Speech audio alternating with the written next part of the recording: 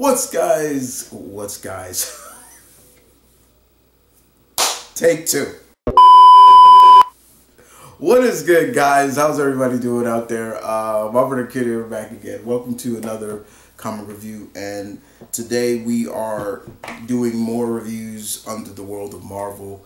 And yeah, today the title that we're gonna review is Peter David's Genis-Vell Captain Marvel.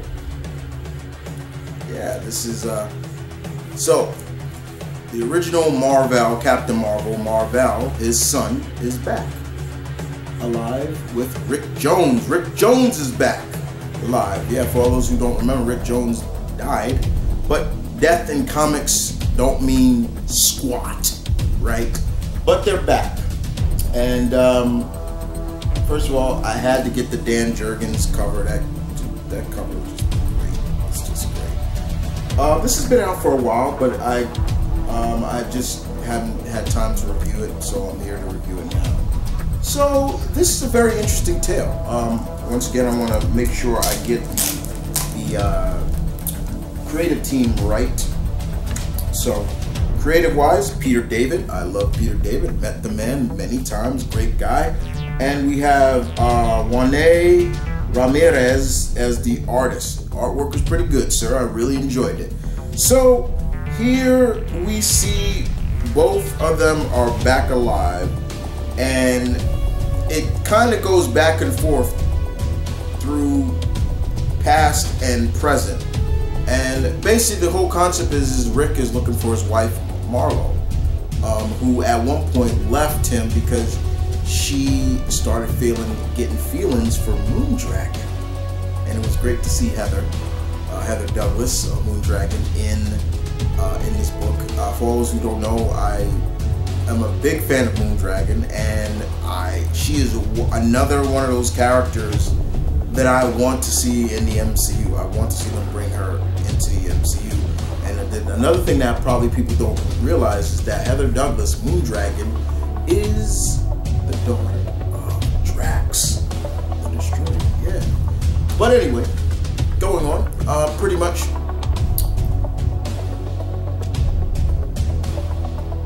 Rick is confused at times. He's passing out, and there are times because there's still the thing about it is Genis and Rick are still kind of sharing bodies with each other.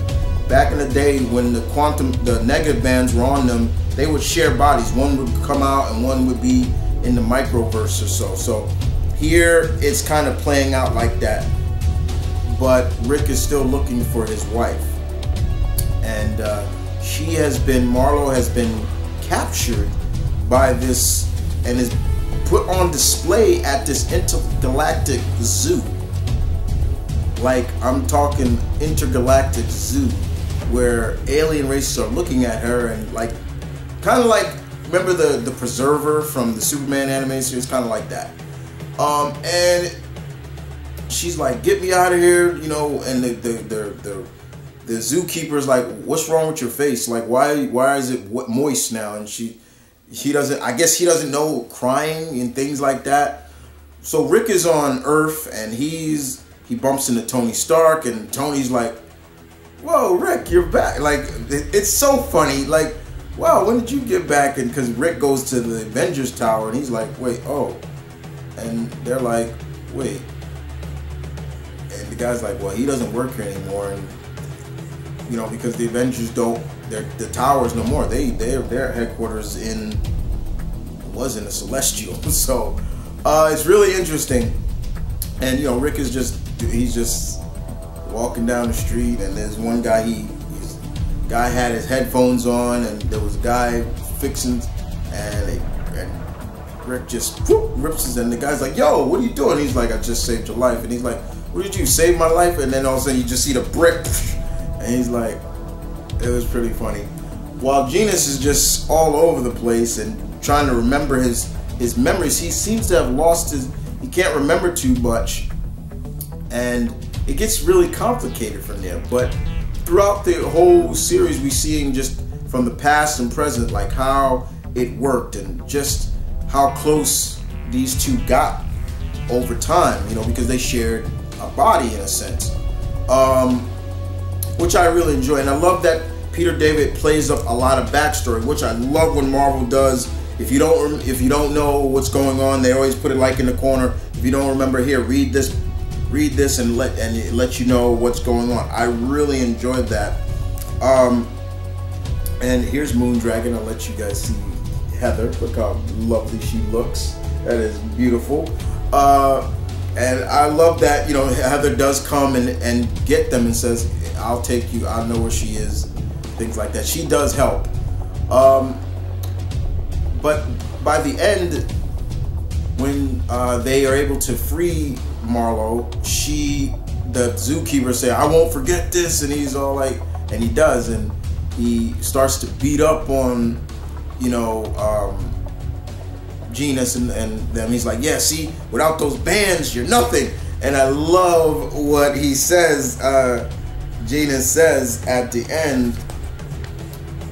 He's like, I love when he says, he's like, he's right here. You see them fighting him, and then he's like, well, I never really needed the bands. They were really more to just control my powers. And he just, without them, I'm a deflux. It's like fluctuation, and it blows up everything. Rick is in the hospital and things like that. It gets really crazy. He's floating around. And at one point they're in a vision, and instead of, you know, we're seeing like before the bomb exploded, instead of seeing Bruce coming to rescue, he sees a woman. He's like, wait, you're not Bruce. And his bomb, he's like, oh, you mean the gamma bomb? No, the one in the car. And it's just like, oh, it's really interesting. And then, of course, we see somebody else. I'm sure you probably people know, but Mad Titan's back. And I gotta say, this is great artwork. He looks beautiful and fierce, and it's just like, yeah. First issue was great. Once again, Peter David, master of cliffhangers, leaves us with a cliffhanger like he did. And yeah, I'm going to continue to read this. I think issue 2 came out. I'll pick up the rest of the issues, but yeah, this was fun. This was really fun. It's good to see, you know, at least some of the Marvel family are back. So I think it's great, and it's good to see Rick. I've always had a soft spot for Rick Jones, and you know, to see him back and alive and kicking is interesting. You know, I love that there was even one part where Tony was about to tell him about, you know, what's going on with Bruce, and he's like, I don't have time for knowing what's going on with that. Maybe later. I was like, oh wow, okay. But outside of that, it was good. It was fun. Hope you guys enjoyed this review. I hope you guys, if you are Genis-Vell fans, Captain Marvel, you know, the Marvel family fans, tell me what you thought about it. I'm a big Peter David fan, so I will read anything Peter David writes. Like I said, hell of a guy, nice guy. I met him several times at conventions, and he's just a really classy guy. He's really cool, down to earth too, respect. But it was great, and Mr. Ramirez's artwork really shined in this. Very good. So with that being said, guys, thank you for watching. Thank you for listening. I will see you guys next time.